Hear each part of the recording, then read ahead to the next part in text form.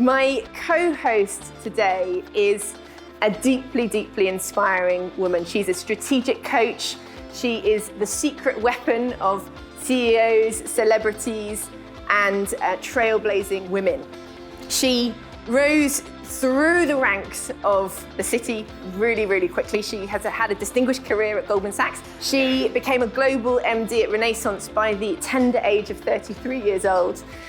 She's a multiple award winner, for example, the top 100 women in European finance. She's one of the BBC's BAME expert voices. She's also an entrepreneur. She's founded several startups, including the award-winning restaurant, The Palmerston. She's founded a festival called Medicine. Anyone else getting imposter syndrome as I read this list? I am. She's a campaigner for refugees and children, and she's a mum on top of that. Recently, she escaped the city to become one of the most incredible coaches I've had the pleasure to know, and she's a deeply spiritual and gorgeous human being. I can't wait to co-host with her today. Ladies, Remi Olajoyegbe!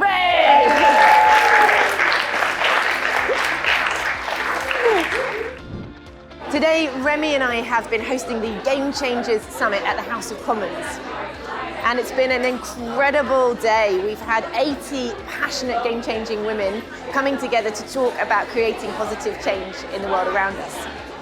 I'm Remi. I'm a strategic coach and mentor to women who want to rise and to leaders in transition.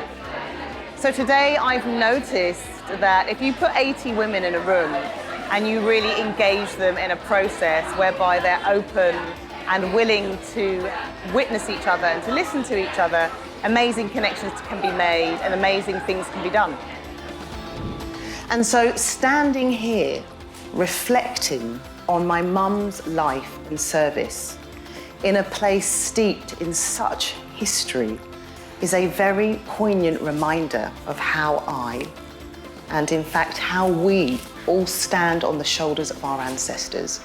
We are the living dreams of those that came before us. What's been amazing about working with Remi is that she is incredibly passionate. She's very, very knowledgeable, sophisticated, and yet a bit naughty. And I love her spirit and her spirituality.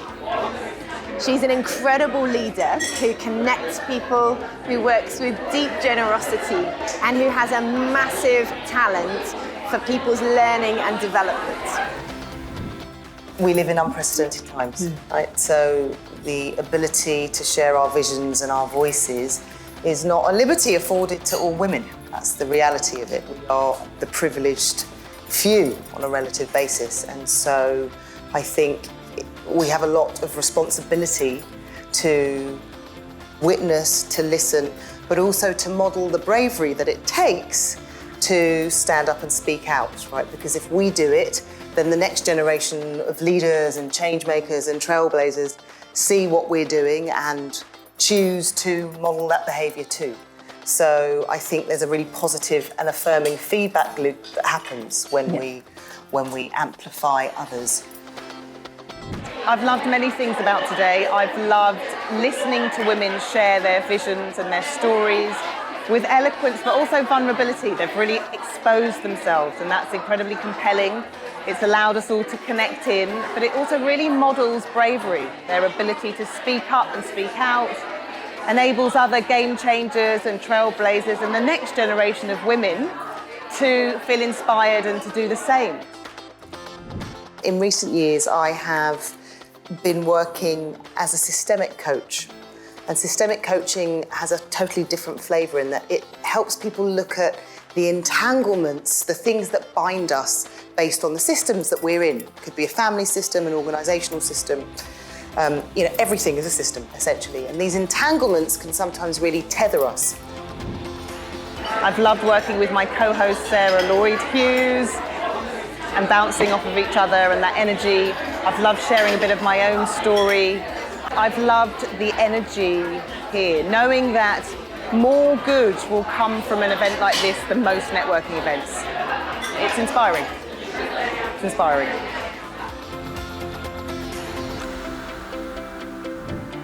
One of my dreams is to see people reconnect with the earth. So we walk on it and we rush about and we do our day-to-day stuff. But actually I do sometimes wonder, how connected are we to the land, you know?